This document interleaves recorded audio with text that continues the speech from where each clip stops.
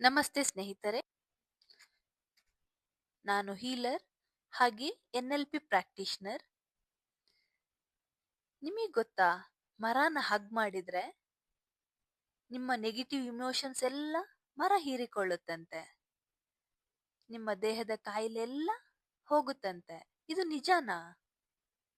ಬನ್ನಿ ಇವತ್ತಿನ ವಿಡಿಯೋದಲ್ಲಿ ಟ್ರೀ ಹಗ್ಗಿಂಗ್ ಬಗ್ಗೆ ಡೀಟೇಲ್ ಆಗಿ ತಿಳ್ಕೊಳ್ಳೋಣ.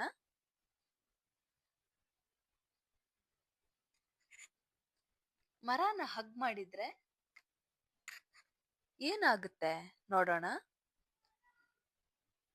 ಇಲ್ಲಿ ನಾವು ಮೊದಲನೇದಾಗಿ ಮರ ಹಗ್ ಮಾಡೋದಕ್ಕಿಂತ ಮುಂಚೆ ಮರ ಮತ್ತೆ ಮನುಷ್ಯನಿಗೆ ಏನು ಅಪೋಸಿಟ್ ಸಿಮಿಲಾರಿಟಿ ಇದೆ ಅಂತ ನೋಡೋಣ. ಇದನ್ನು ಅರ್ಥ ಮಾಡ್ಕೊಂಡ್ರೆ ಆಮೇಲೆ ನಮ್ಗೆ ಟ್ರೀ ಹಗ್ಗಿಂಗ್ ಬಗ್ಗೆ ಗೊತ್ತಾಗುತ್ತೆ. ನಮ್ಮ ದೇಹಕ್ಕೆ ಬೇಕಾಗಿರುವ ಎಲ್ಲಾ ನ್ಯೂಟ್ರಿಯೆಂಟ್ಸ್ ನಮ್ಮ ಬ್ರೈನ್ ಇಂದ ಸಿಕ್ಕುತ್ತೆ. ನಮ್ಮ ಇಡೀ ದೇಹ ಬ್ರೈನ್ ಇದು ಎಕ್ಸ್ಟೆನ್ಷನ್. ಅದೇ ತರ ಮರಕ್ಕೆ ಬೇಕಾಗಿರುವ ಎಲ್ಲಾ ನ್ಯೂಟ್ರಿಯೆಂಟ್ಸ್ ಬೇರಿಂದ ಬರುತ್ತೆ. ಮನುಷ್ಯನ ಬ್ರೈನ್ ಡೆಡ್ ಆದ್ರೆ ಮನುಷ್ಯ ಯಾವುದೇ ಕೆಲಸ ಮಾಡ್ಲಿಕ್ಕೆ ಸಾಧ್ಯ ಇಲ್ಲ. ಅದೇ ತರ ಮರಗಳ ಬೇರು ಕೂಡ ಕಟ್ ಮಾಡಿದ್ರೆ ಅದು ಜಾಸ್ತಿ ದಿನ ಬದುಕಕ್ಕಾಗಲ್ಲ. ಇದು ಮನುಷ್ಯ ಮತ್ತೆ ಮರಕ್ಕೆ ಇರುವಂತಹ ಅಪೋಸಿಟ್ ಸಿಮಿಲಾರಿಟಿ. ಅದೇ ತರ ನಾವು ಉಸಿರಾಟ ತಗೊಳ್ಳುವಾಗ ಆಕ್ಸಿಜನ್ ನ ತಗೊಂಡು ಕಾರ್ಬನ್ ಡೈಆಕ್ಸೈಡ್ ನ ಹೊರಗಡೆ ಬಿಡ್ತೇವೆ. ಆದ್ರೆ ಮರ ಇದಕ್ಕೆ ಅಪೋಸಿಟ್ ಆಗಿ ಆಕ್ಸಿಜನ್ ನ ಹೊರಗಡೆ ಬಿಡ್ತದೆ, ಕಾರ್ಬನ್ ಡೈಆಕ್ಸೈಡ್ ನ ತಗೊಳುತ್ತೆ. ಸಿಂಪಲ್ ಆಗಿ ಹೇಳುದಾದ್ರೆ ನಮಗೆ ಏನು ಬೇಕು ಅದು ಮರಕ್ಕೆ ಬೇಡ, ಮರಕ್ಕೆ ಏನು ಬೇಕು ಅದು ನಮಗೆ ಬೇಡ. ಮರ ಹಣ್ಣು ಕೊಡುತ್ತೆ ಆದ್ರೆ ತಿನ್ನೋದಿಲ್ಲ, ಅದನ್ನು ಮನುಷ್ಯ ತಿಂತಾನೆ. ಮನುಷ್ಯ ಆ ಹಣ್ಣನ್ನು ತಿಂದು ವೇಸ್ಟೇಜ್ ಹೊರಗೆ ಹಾಕ್ತಾನೆ, ಅದು ಗೊಬ್ಬರ ಆಗಿ ಗಿಡದ ಮರಕ್ಕೆ ಹಾಕ್ತೇವೆ. ಇದು ಮನುಷ್ಯ ಮತ್ತೆ ಮರಕ್ಕೆ ಇರುವಂತಹ ಅಪೋಸಿಟ್ ಸಿಮಿಲಾರಿಟಿ ಅಂತ ಹೇಳ್ಬೋದು.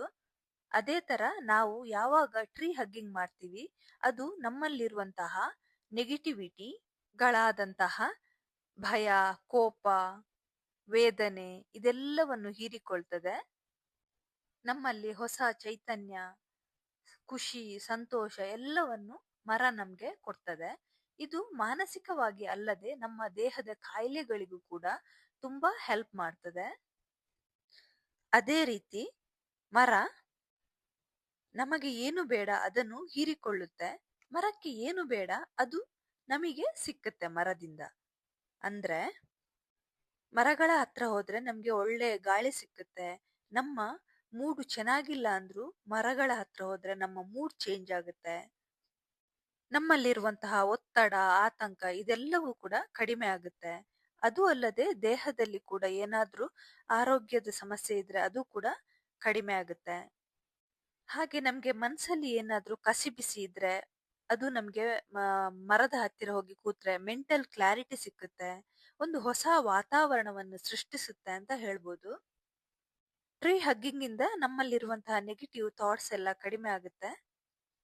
ಹಾಗೆ ಇಮೋಷನಲ್ ಎಲ್ಲ ಕಡಿಮೆ ಆಗಿ ನಮ್ಮ ನೆಗೆಟಿವ್ ಎನರ್ಜಿಯನ್ನೆಲ್ಲ ಮರ ಹೀರಿಕೊಳ್ಳುತ್ತೆ. ಸಮಟೈಮ್ಸ್ ನಮ್ಗೆ ಉಸಿರಾಡಕ್ಕೆ ಕಷ್ಟ ಆಗುತ್ತೆ.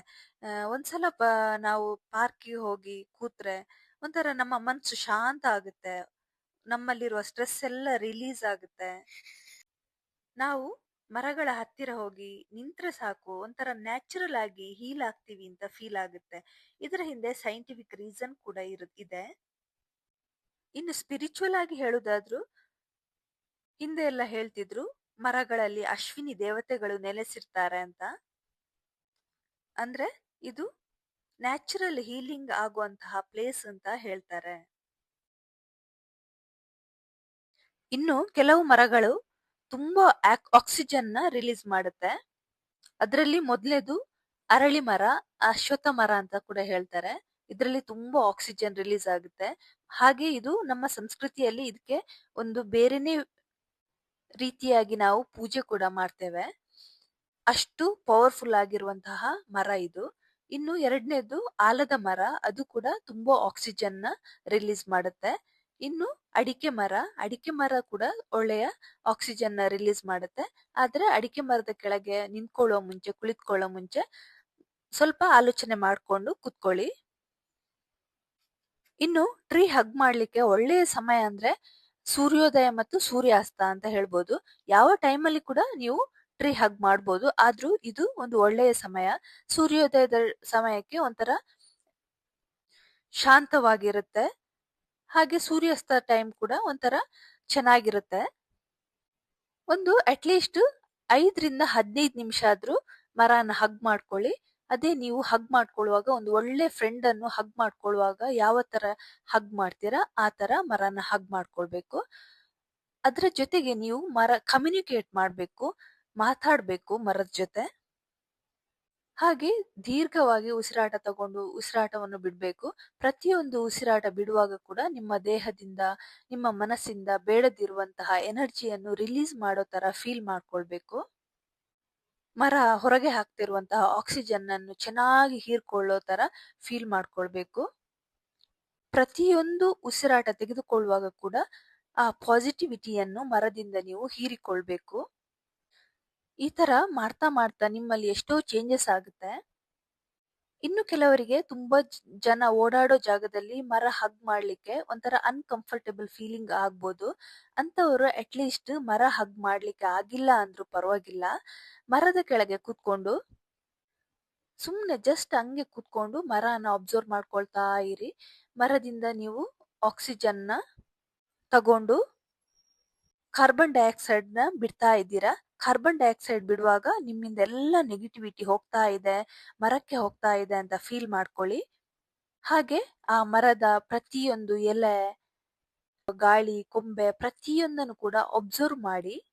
ಹಾಗೆ ಮಾತನಾಡಿ ಕೂಡ ಮರದ ಜೊತೆಗೆ ಕಮ್ಯುನಿಕೇಟ್ ಮಾಡಿ. ಅದು ಕೂಡ ನಿಮ್ಮ ಮಾತಿಗೆ ಸ್ಪಂದಿಸುತ್ತೆ. ನಿಮಗೆ ಟ್ರೀ ಹಗ್ ಮಾಡಕ್ಕೆ ಆಗಿಲ್ಲ ಅಂದ್ರೆ ಅಟ್ಲೀಸ್ಟ್ ಈ ತರ ಮಾಡಿ ಕೂಡ ನಿಮ್ಮಲ್ಲಿ ನೀವು ಚೇಂಜಸ್ ಅನ್ನು ತರಬಹುದು. ಎಷ್ಟೋ ಜನ ಹೀಲಿಂಗ್ ಅಲ್ಲಿ, ಥೆರಪಿಯಲ್ಲಿ ಹೀಲ್ ಆಗದವರು ಕೂಡ ಟ್ರೀ ಹಗ್ಗಿಂಗ್ ಇಂದ ಹೀಲ್ ಆಗ್ತಾರೆ. ಇದು ಏನು ಎಕ್ಸ್ಪೆನ್ಸ್ ಇಲ್ಲದೆ ನಿಮ್ಮನ್ನು ನೀವು ಹೀಲ್ ಮಾಡಿಕೊಳ್ಳೋ ಮೆಥಡ್ ಅಂತ ಹೇಳ್ಬೋದು. ಇದು ಗೊತ್ತಿದ್ದವರು ಮಾತ್ರ ತುಂಬಾ ಜನ ಇದರ ಬೆನಿಫಿಟ್ ಅನ್ನು ಪಡ್ಕೊಂಡಿದ್ದಾರೆ. ನಿಮಗೆ ಯಾವ ಮರ ಕಂಫರ್ಟೇಬಲ್ ಅನ್ಸುತ್ತೆ, ಯಾವ್ದು ಇಷ್ಟ ಆಗುತ್ತೆ ಆ ಮರನ ಹಗ್ ಮಾಡ್ಕೊಳ್ಳಿ, ಕಮ್ಯುನಿಕೇಟ್ ಮಾಡಿ ನೋಡಿ. ನೀವು ಕೂಡ ನಿಮ್ಮಲ್ಲಿ ತುಂಬಾ ಚೇಂಜಸ್ ಕಾಣ್ತೀರಾ. ಇವತ್ತಿನ ವಿಡಿಯೋದಲ್ಲಿ ಟ್ರೀ ಹಗ್ಗಿಂಗ್ ಬಗ್ಗೆ ತಿಳ್ಕೊಂಡ್ವಿ. ಮುಂದಿನ ವಿಡಿಯೋದಲ್ಲಿ ಇನ್ನೊಂದು ಟಾಪಿಕ್ ಜೊತೆ ಸಿಗೋಣ. ಇವತ್ತಿನ ವಿಡಿಯೋ ಇಷ್ಟ ಆದ್ರೆ ಲೈಕ್ ಮಾಡಿ, ಶೇರ್ ಮಾಡಿ, ಸಬ್ಸ್ಕ್ರೈಬ್ ಮಾಡಿ. Thank you for watching.